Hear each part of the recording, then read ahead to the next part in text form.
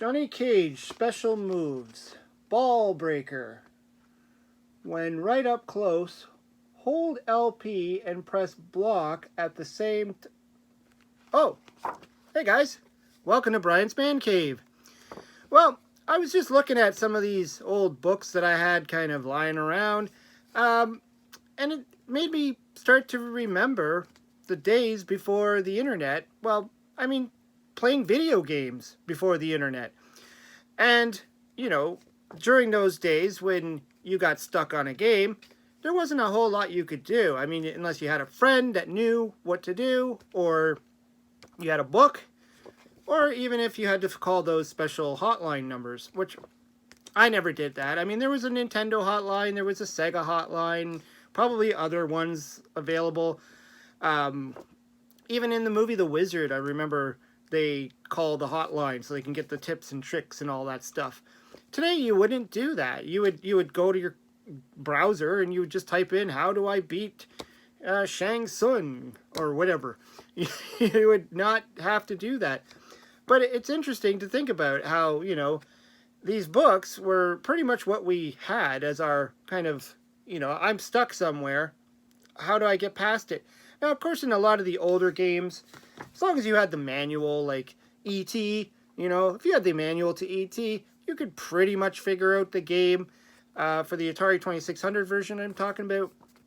Or, there was games like Raiders of the Lost Ark that was a little bit more cryptic and did require maybe getting together with friends to try and figure it out. But you couldn't just jump on a search engine and type in, how do I beat Raiders of the Lost Ark? You can today, of course. You can go on and you'll probably get 1,000 YouTube videos, and you'll get wiki links, and you'll get everything under the sun on how to beat these games. But back in the day, if you were stuck on a game, you kind of resorted to things like this. Now, I've kind of done a video, or I've talked about this in the past, where, these resources were what we had, but it's interesting to think about it. Like, this one here, this is how to win at Nintendo games. I mean, it's a ripping good read. It's just words, lots and lots of words, no visuals. But there's a lot crammed in here, and I'm sure it tried to cover as many Nintendo games as it could, at least when this was published, like Alpha Mission, Arkanoid, Balloon Fight, Castlevania.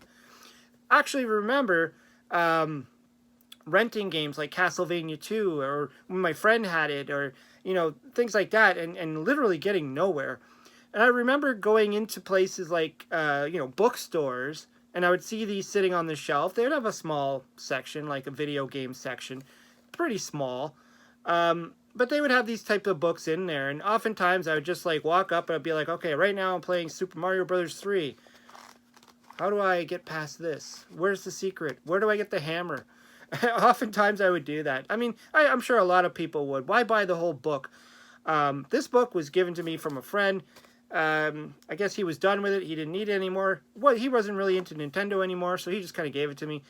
But, yeah, I mean, it just brought back memories of, how did we do it back then? Because today, whenever I don't know how to play a game, that's the first resource I go to. I go to Google, I go to YouTube, mostly YouTube, and find other YouTubers, like No Swear Gamer, John Hancock, Metal Jesus Rocks, people like them, who talk about these games, and then you usually get some sense of how to beat the game. Sometimes you even just put that in there. How do I beat said game? And you get the answer. Even things like this. I remember buying these books. This is for the N64 version of Zelda, the Ocarina of Time.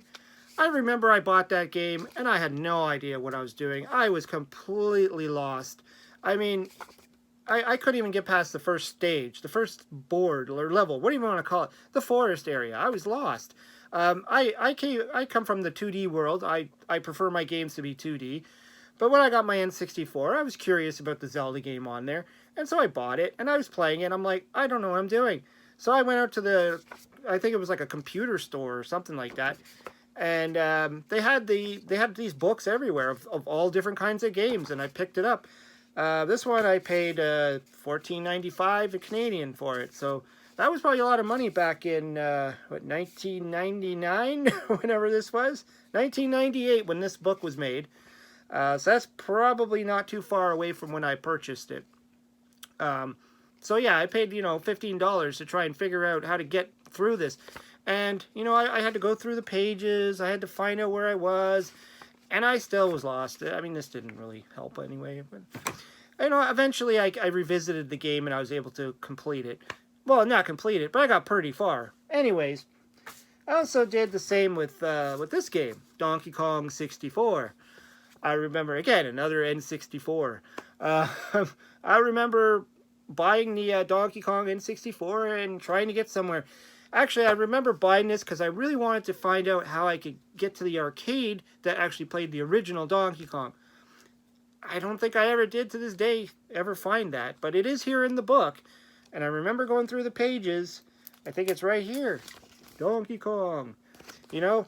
How do I get there? But I had to pay, how much did I pay for this sucker? $17.95 Canadian. So, plus taxes, around $20. I had to shell out in 1999. So, that's expensive to try and figure out how to get through a couple of levels in a book. Of a game using a book, whereas today we would just simply go on YouTube and tutorials all over the place. But even beyond that, I mean, I remember getting these things, the Compute Gazettes. This is specifically for the Commodore 64 128. I even joined up. You see, there's my old mailing address here. Not going to say it, but yeah, I mean, the sticker's all damaged anyways. But yeah, I had a subscription to this, so I was getting this monthly, and it had stuff on Commodore 64 games, and the even more cool part about this was it had code. Almost all of them had code at the back that you could type in, and then you would get a game on your Commodore 64. I can't imagine anybody doing that today. I mean, maybe if you really, really like coding and you really, really like copying code, which is a strange thing, but I can't imagine if I wanted to play a new game, that I would sit there typing everything out. Today we just go on a website and download it or whatever, contact your friend. Hey, you got this game? Send it to me. And it's 2 seconds, it's in your email. And then you're playing the game. So it was really interesting how we did things back then. Now, that being said, the Commodore 64 did have a modem. I mean, it did have the ability to download from, bulletin boards or whatever. I never had one. I knew of them. I was aware of them. But I never had a modem. I never had it. I didn't even know. I wouldn't even have known how to use it. I was really little when I was playing on my Commodore 64. But, I did know that some computers, I even remember my aunt's computer. I don't know what kind of computer it was. But I remember her putting the old telephone down on the thing and then doing the whole beep, boop, beep, beep. And, getting the really old school, connecting to bulletin boards and stuff. So, yeah, technically the technology existed, but not the way it is today. Not the web. Not all the information, the flow of information that we had. We had to talk to our friends. We had to figure it out on our own. Go into a bookstore, find a magazine, or join a club.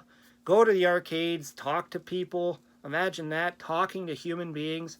We had to do that. And, I remember always sharing my, sharing information with my friend on games like Zelda 2, Super Mario Brothers 2. How do I get there? What do I do? How, all that kind of stuff. And of course, yeah, you also had the books. I remember even buying one that was similar to this. It was I couldn't find it anywhere. It's in my collection somewhere, but I bought it because I wanted to learn how to get to the -1 warp zone. And I actually bought the book, and it didn't, it helped on a few other games as well. But I think for the most part, I just bought it for the Super Mario Brothers.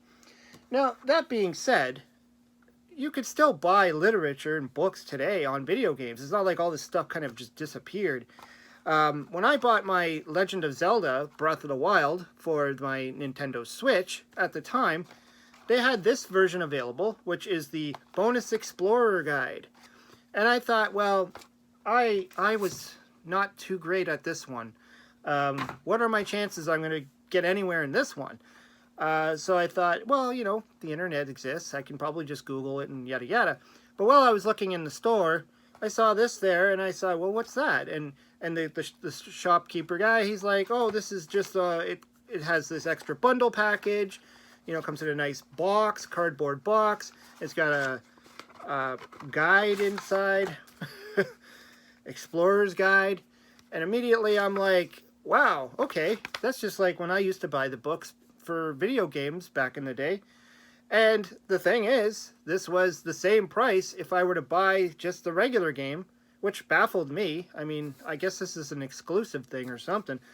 But he's like, you can just get the game itself without this manual.